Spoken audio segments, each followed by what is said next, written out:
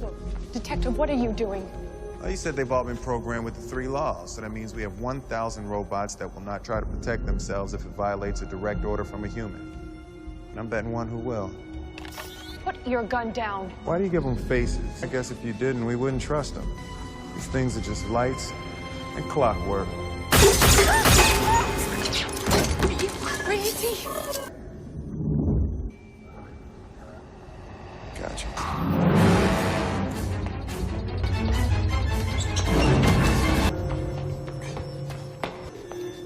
Detective!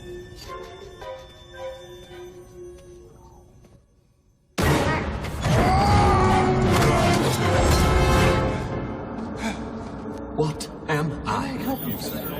Can I help you, sir?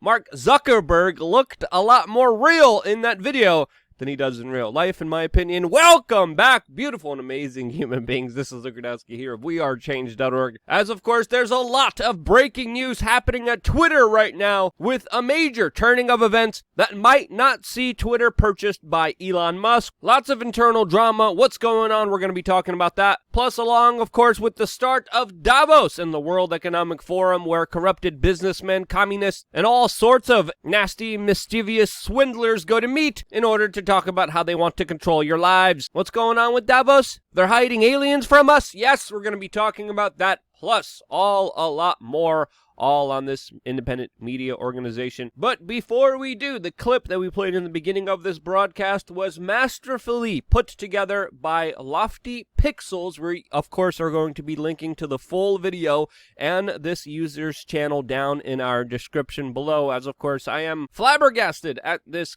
creativity and comedic entertainment provided to us by this user. You should be too. I'm super excited to see what this user will be producing in the future, and oh my goodness, I'm already seeing some really spicy content that I'm going to be happy to be scrolling through later on today.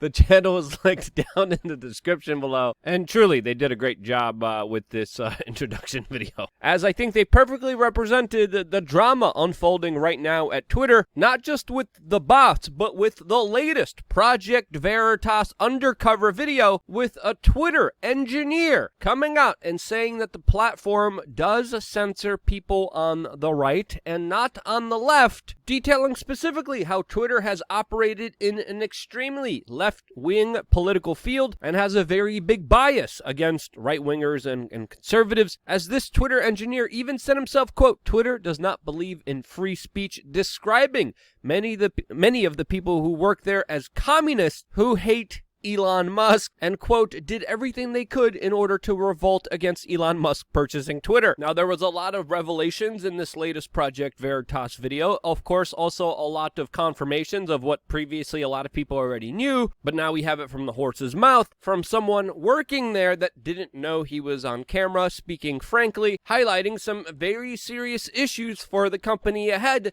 not just with its acquisition with Elon Musk, but also with the general public asking what in the world is going on at Twitter, as even just moments ago, the former CEO of Twitter was fact-checked and had his tweet, quote, added context to it, specifically surrounding hyperinflation, which according to Twitter's fact-check of their former CEO is, quote, not happening. Yeah, inflation? What inflation? Definitely not happening here, as I think it's fair to say that Twitter as a company has a very invested political agenda that they have been pushing on the general public in exchange for, of course, destroying the truth, while, of course, prioritizing agendas and narratives of very powerful people that are using this political agenda for their own personal benefit. There also has been accusations against Twitter for using bots, fake users, robots, a number of accounts controlled by single entities in order to try to shape perceptions and realities. And this is the latest hot topic issue, which now stands in the way of Elon Musk acquiring Twitter, as of course Elon Musk has been demanding clarity, transparency, and accountability to understand how many fake accounts are actually on Twitter, and if Twitter can't provide accurate information to how many of its accounts aren't real, then of course Elon Musk says that his acquisition of Twitter cannot go forward, which is a reasonable decision to make here, as of course Twitter is claiming that less than 5% of its users are not real. As we previously known before, that Twitter has overcounted the number of users on its platform in order to get more favorable economic evaluations of its company. There's some people estimating that there's over 20% of fake users on the platform, not 5% like Twitter claims. Elon Musk is responding to this, saying that his offer was based on a user base that was a lot higher and not just filled with fake accounts. Fake accounts that, of course, would lower the evaluation of Twitter, and Twitter is being extremely tight-lipped about how many of its users are actually fake, how many of them are actually real. The current CEO of Twitter, Parag Agrawal, released a carefully worded legalese language 13-part tweet talking about Twitter and spam detection, which Elon Musk literally responded with a poop emoji to. And then after sending a poop emoji saying, quote, "So how do advertisers know what they're getting for their money? This is fundamentally to the financial health of Twitter, specifically demanding more accountability and transparency around the fake users, which Twitter is not trying to release any public information about. Just essentially saying here in this long-winded legalese language, trust us." And this could mean a number of things, as of course this is a public spat between Elon Musk, the purchaser of Twitter, and Twitter that is being purchased. This could potentially mean that this deal could fall through. Twitter is trying to accuse Elon Musk of violating NDAs. It looks like there might be a big court argument surrounding this larger acquisition, or potentially the lowering of the price for Twitter, which would allow Elon Musk to buy it for a lower price. In response to this public fight, shares of Twitter have plummeted 8%, as of course Elon Musk has announced that this deal is on hold. And personally, I'm curious, how many of Twitter's user base is fake? How many of them are bots? How many of them are generated fake accounts by corporations, governments, influencers that are used in order to prop up a reality that is absolutely fake? How many scams are out there on the online digital virtual space? Well, I think we deserve to know. As of course, there's a lot of scammers in real life, like the official Black Lives Matter organization, which we have been calling out from the very beginning.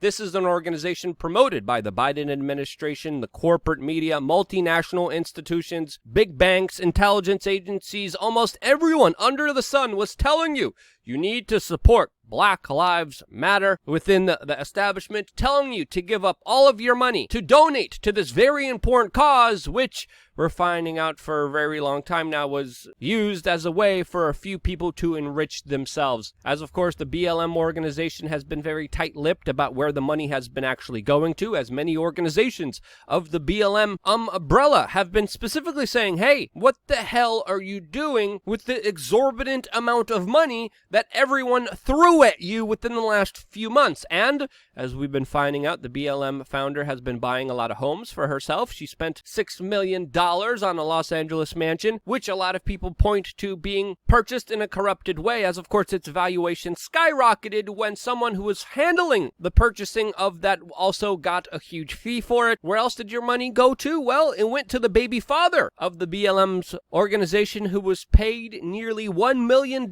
for, quote, creative services. The BLM founder's brother was paid also nearly $1 million for security. A fellow director, $2.1 million.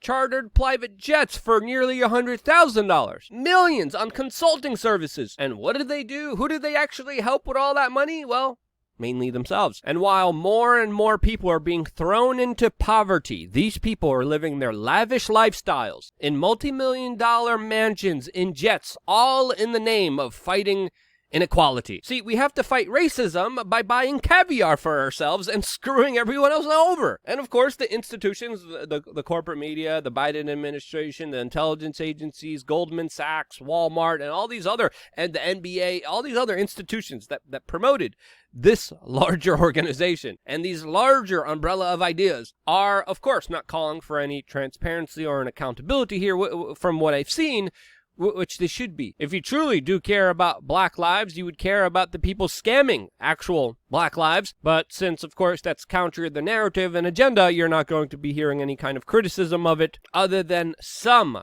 media outlets and, of course, mainly independent media, which largely gets censored on Twitter, as, of course, Twitter has knowingly shadow banned, censored, and deleted criticism of Black Lives Matter a couple months ago. They most likely even had bots on the platform used to promote this larger idea, and now we have a whole bunch of people scammed and corrupted, nasty, disgusting business practices that essentially equate to money laundering. If you know anyone that donated to the BLM organization, whether it's your neighbor, your friend, your ex, I think it's a good time to maybe share this article or this larger context to what's actually happening with their money so people could understand how they were actually scammed here. This, as the current administration is still pushing the larger divide and conquer agenda, as of course it's important to note that on many metrics, social relations between races have been hitting at an all-time low ever since we had the fervent promotion of identity politics, which I think it's fair to say has been destroying race relations in this country, as of course, identity has become more important than actual merit, than the actual reality of many situations. This,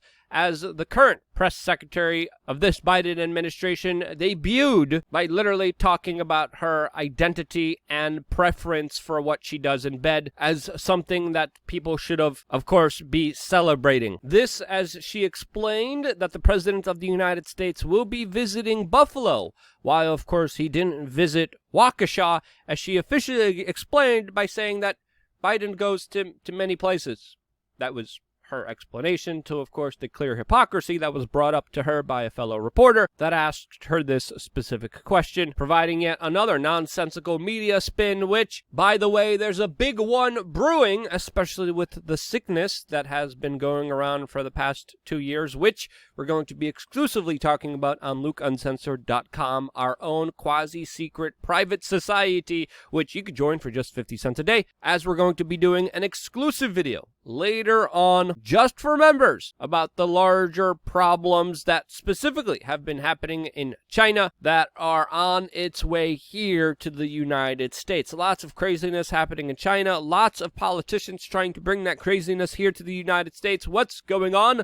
Well, we're going to be talking about that, plus a lot more, all exclusively on LukeUncensored.com. The video will be out after we are done with this one. Don't forget to check out the continuation of this video and this conversation on that platform, our own platform, that can't be censored later on today. Now, of course, it's not just politicians that want to bring the current situation that's unfolding right now in Shanghai to the United States. It's, of course, a lot of plutocrats, a lot of American oligarchs, or as I would call them, internationalists, globalists that truly don't have any allegiance to any country and just want to enrich and empower themselves at all costs. Some people have referred to this group as the Davos Group, as, of course, many unaccountable billionaires are soon to meet in Switzerland for, of course, the World Economic Forum meeting. This, as we have this photo coming out from Tedros, the head of the World Health Organization that is heavily influenced by China, meeting with this evil villain looking like character Klaus Schwab, who have posted this photo together talking about how they're going to be, quote, joining forces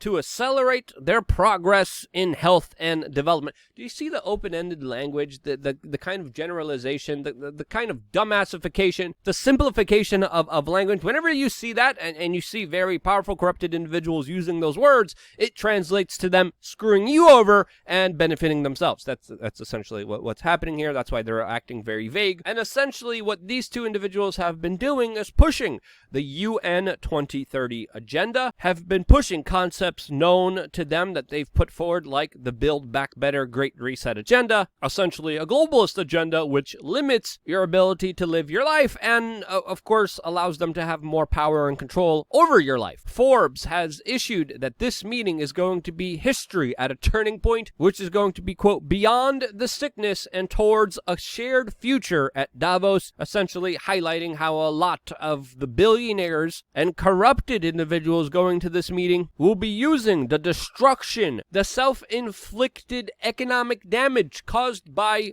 a lot of the individuals there, and essentially, in my opinion, they are going to look at the destruction that they created, steal whatever they can for themselves, and rebuild a society that, of course, works better for them, their corporate profits, as they create the problems that they're going to be working towards the solutions of which benefit them. Problem, reaction, solution. We heard about that one before on this channel. But the theme is very relevant here. history at a turning point is something that, of course, is very poignant at this specific time, specifically with the hardships that have been enacted on the general public by these Davos elites that have their fingerprints all over engineering and creating the current problems that we are dealing with. And a lot of these individuals aren't entrepreneurs, they are predators, they are socialists, they are communists, they are using the force and might of government and its monopoly on violence in order to push the great Build Back Better agenda, which essentially is the human enslavement of society with the restrictions to not just where we could go, what we could eat, but what we could also think about. And when you look at the agenda pushed on, the 2030 UN agenda, the Build Back Better agenda, it is essentially a stepping stone towards the enslavement of future humanity. And at Davos, they're going to be discussing this many times in secret. There's going to be, of course, public meetings. There's going to be some brown-nosing press allowed in. They're going to take their photos. They're going to write their PR scripts that they're going to regurgitate. But in reality, Davos is just a metaphor, just their PR branding to the true plans that they have for you, according to my own personal opinion. And a lot of the really sinister, shadowy stuff is, of course, done in secret. This is their marketing, PR, as most likely they're going to try to transition the sickness from 2 years and try to enact the same restrictive Chinese Gates-approved zero sickness policies that will, of course, lock people down, restrict their movement. But now we're not going to do it for sickness. Now we're going to do it for, of course, climate. There's also going to be the self-destruction of our old economic system, and of course the fourth industrial revolution as prophesied by Klaus Schwab and his minions that literally talk about how human beings will need to be pacified by video games because most of them will be useless during this technological revolution, the fourth industrial revolution, which we are all going through. Not my words. Words of the World Economic Forum henchmen that we talked about specifically on this channel before. You could watch some of the old videos. You could watch clips of the right-hand man to Klaus Schwab literally talking about how human beings are useless, how they need to be pacified, the most staunch, nastiest, elitist kind of thinking expressed in their own words, which, of course, the corporate media says is a conspiracy theory, and then it's literally them saying it from their own mouths. It's not a theory. It's literally them telling you what they're going to be doing, and they, of course, talk about it openly. They release documents, they release websites, they release talking points, and literally tell everyone what's going on, and the corporate media still spins the reality of it, which is absolutely a sham. Also, another person that's going to be addressing the World Economic Forum in Davos this year is the president of Ukraine, Mr. Zelensky. We, of course, will be keeping a close eye on the public PR talking points that the globalists are going to be releasing during this very important meeting that, in my opinion, deserves a lot more attention to it than it's actually getting right now. That's my perspective, and if you think I'm wrong, if you think I'm over-exaggerating or overhyping this Davos meeting, sure, let me know what you think down in the comment section below, and why you think that. And if you have any evidence suggesting that I might be wrong here, I would love to see it. But of course, Davos is just, again, the PR representation of a group that represents a smaller group that usually meets in secret, and of course, Davos is not the end-all be-all when it comes to, of course, these confabs of elitists that come together to discuss the future of the world. There's a lot more of them. It's not just one. They routinely do this, and the ones that we don't even know about are the ones that I think we should be paying attention to a lot more than just the public PR versions of them that are meant to, of course, pacify the general public so they go along with their agenda as they literally think of marketing PR strategies,